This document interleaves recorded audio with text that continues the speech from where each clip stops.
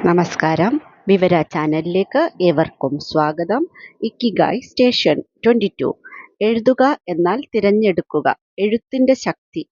എഴുത്ത് ഏറ്റവും വലിയ രോഗചികിത്സയാണ്. ഇക്കിഗായിൽ ഞങ്ങൾ പരിചയപ്പെടുത്തിയ ഷോമോ മൊറിറ്റ എന്ന മനോരോഗ വിദഗ്ധയുടെ രോഗികൾ എല്ലാ ദിവസവും അവരുടെ വികാരങ്ങൾ പേപ്പറിൽ എഴുതുമായിരുന്നു.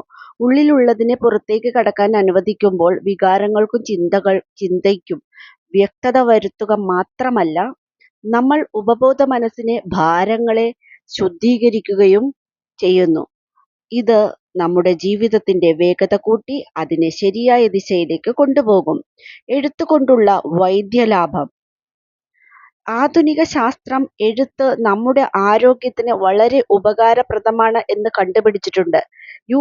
UCLAയിലെ doctor Matthew Lieberman FMRI functional magnetic resource imaging ഉപയോഗിച്ച് തന്റെ രോഗികളുടെ തലച്ചോർ സ്കാൻ ചെയ്തു. ഡോക്ടർ ആദ്യം അവരെ രണ്ടായി തരംതിരിച്ചു എന്നും തങ്ങളുടെ വികാരങ്ങളെ കടലാസിൽ എഴുതിയവർ, ഇത് ചെയ്യാത്തവർ, അല്ലെങ്കിൽ നിഷ്പക്ഷമായ ചില കാര്യങ്ങൾ, ജോലിയെ സംബന്ധിച്ചുള്ള കുറിപ്പുകൾ മാത്രം എഴുതിയവർ.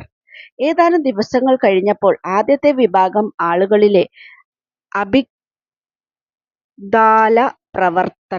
അമിഗ്ദാല പ്രവർത്തനം, ഭയം ഉൽപ്പാദിപ്പിക്കുന്ന തലച്ചോറിന്റെ പ്രവർത്തനം കുറഞ്ഞു.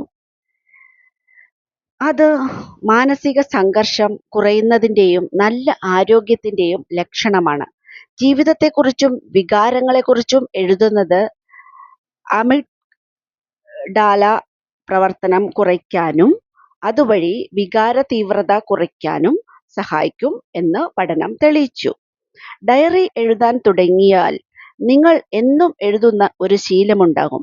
ഒന്നും പരിഷ്കരിച്ചെഴുതേണ്ട, വെറുതെ ലളിതമായി ഇരിക്കുക. രാവിലെയോ രാത്രിയിലോ ആദ്യം തോന്നുന്നത് എഴുതിയിടുക. നിങ്ങൾക്ക് അന്ന് സംഭവിച്ച രസകരമായിട്ടുള്ള എന്തെങ്കിലും എഴുതുക, അല്ലെങ്കിൽ ഭാവിയിലേക്കുള്ള എന്തെങ്കിലും ആശയത്തെക്കുറിച്ച് നിങ്ങൾക്ക് തോന്നിയത് എഴുതുക.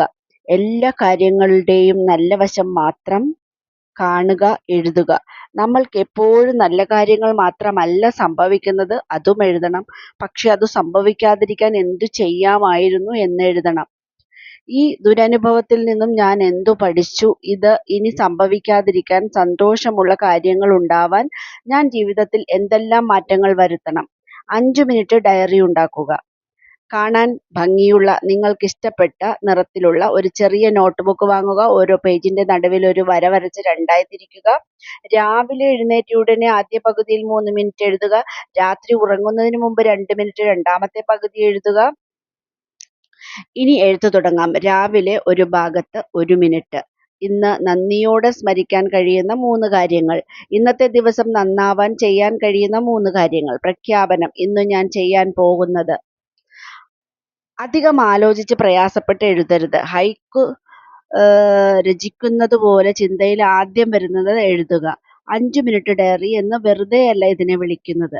രാത്രി: ഇന്നു നടന്ന 3 വലിയ സംഭവങ്ങൾ.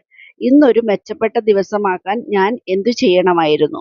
3 വലിയ സംഭവങ്ങളിൽ നിങ്ങളെ ഏറ്റവും ഉത്തേജിപ്പിച്ച പ്രധാന സംഭവങ്ങൾ എഴുതുക.